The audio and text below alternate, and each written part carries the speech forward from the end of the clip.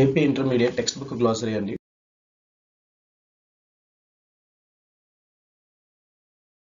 First word order అండి. Order అంటే అర్థం ఏర్పాటు లేదా క్రమము అని చెప్పేసి అంటాము. ఇంగ్లీష్లో అరేంజ్మెంట్ అని చెప్పేసి అంటాం. యూసేజ్ చూసినట్లయితే the house has been kept in good order అని చెప్పేసి అంటున్నాం. అంటే ఇంటిని చాలా మంచి క్రమంలో ఉంచారు, అరేంజ్ చేసుకున్నారు అని చెప్పేసి అర్థం. రెండవదండి సార్ట్. సార్ట్ అంటే వర్గం, స్థాయి, సామాజిక రేంజ్ అనే మీనింగ్లో ఉపయోగిస్తారు. ఇంగ్లీష్ మీనింగ్ వచ్చేసి క్లాస్, లెవెల్, సోషల్ ర్యాంక్ అని చెప్పేసి అంటున్నారు. ఎగ్జాంపుల్ చూసినట్లయితే it takes all sorts to make a world అంటే అన్ని రకాల వ్యక్తుల మేళవింపుతో ప్రపంచం ఏర్పడుతుంది అని చెప్పేసి అంటున్నారు. నెక్స్ట్ అండి మెజిస్ట్రేట్. మెజిస్ట్రేట్ అంటే జడ్జ్ అండి, న్యాయాధికారి. సో ఇంగ్లీష్లో ఆ జుడిషియల్ ఆఫీసర్ అని జడ్జ్ అని చెప్పేసి అంటారు. యూసేజ్ చూసినట్లయితే if he does not pay fine soon he will be up before the magistrate. అతడు జరిమానా కనుక చెల్లించకపోతే జడ్జి ఎదుట హాజరు కావాల్సి ఉంటుంది అని చెప్పేసి అంటున్నారు. నెక్స్ట్ అంటే బూట్.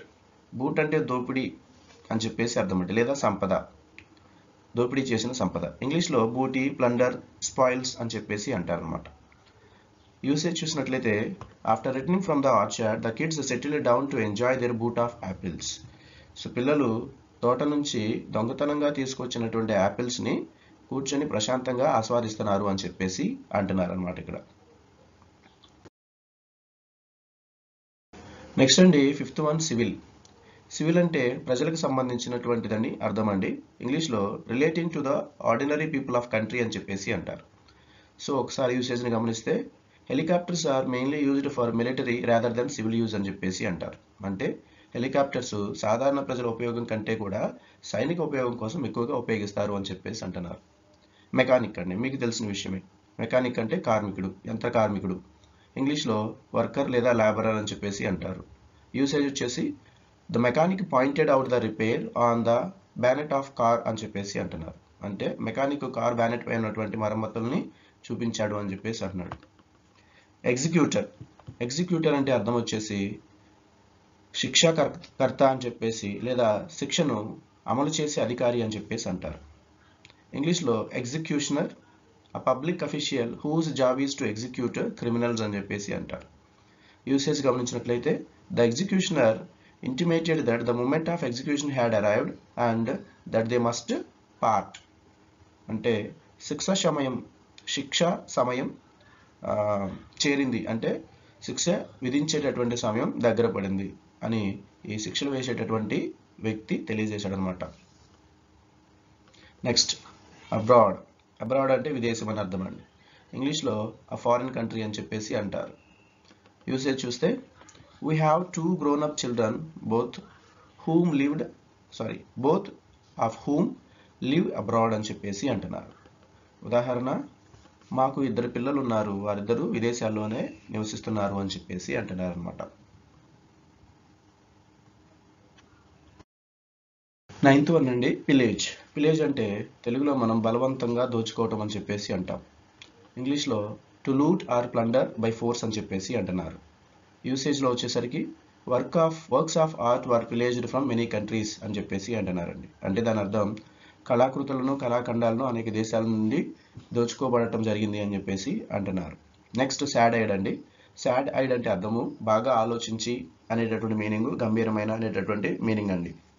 ఇంగ్లీష్లో సీరియస్, వెరీ కేర్ఫుల్ అని చెప్పేసి అర్థం. ఎగ్జాంపుల్ చూడండి. The sad I'd judge sentenced the criminal to 10 years in prison.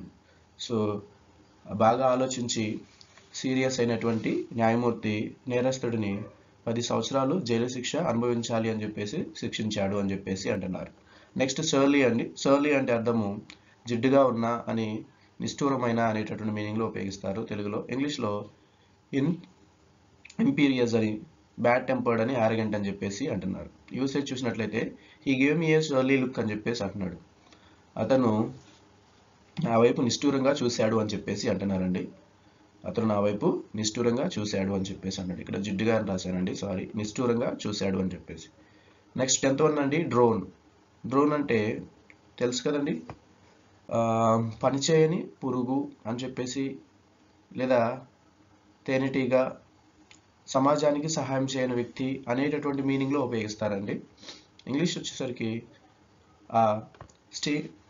Stingless male bee అని చెప్పేసి a person who is lazy and gives nothing to society అని చెప్పేసి అంటారు. యూసేజ్ చూసినట్టయితే the medieval lord of the manor was what some today would call a drone. ఏమంటున్నారండి? The medieval lord of the manor was what some today would call a drone.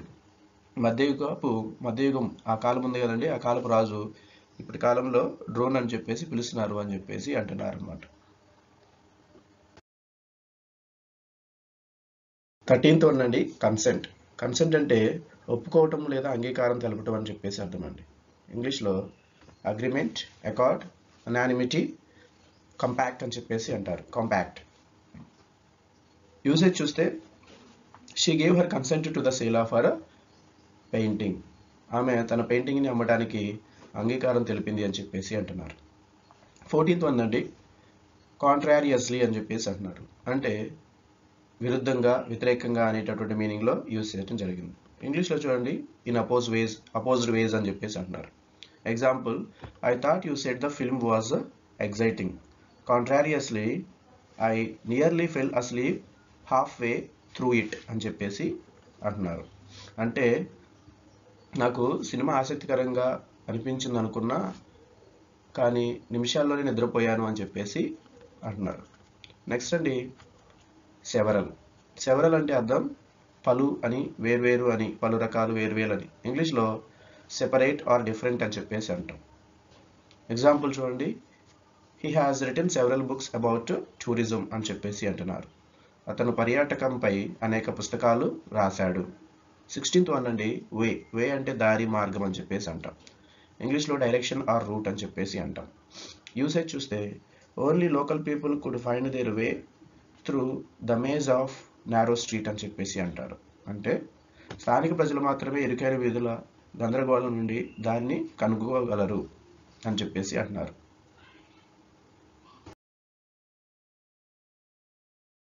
17th one వచ్చేసి dial. Dial అంటే గడియారపు ముఖభాగం అని చెప్పేసి అంటారు. ఇంగ్లీష్లో the face of a watch or clock అని చెప్పేసి అంటున్నారు. యూసేజ్ చూడండి, he bought a clock with a luminous dial అని చెప్పేసి అంటున్నాడు. అతడు ప్రకాశవంతమైనటువంటి డయల్ ఉన్న గడియారాన్ని కొనుగోలు చేశాడు అని చెప్పేసి అనవచ్చు. నెక్స్ట్ అండి, అఫూట్.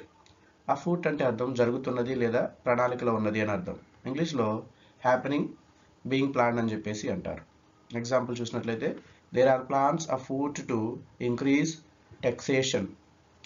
అంటే పన్నులను పెంచడానికి ప్రణాళికలు ఉన్నాయి అని చెప్పేసి అంటున్నారు. నెక్స్ట్ అండి, పర్పస్ అంటే ఉద్దేశము లేదా ఫలితం. ఇంగ్లీష్లో అవుట్కమ్, రిజల్ట్, ఎండ్ అని చెప్పేసి అనొచ్చు. ఎగ్జాంపుల్ అండి, the purpose of the research is to try to find out more about the causes of the disease. అంటే వ్యాధి కారణాల గురించి మరింత తెలుసుకోవడమే పరిశోధన ఉద్దేశం అని చెప్పేసి అంటున్నారు అనమాట. ఓకే.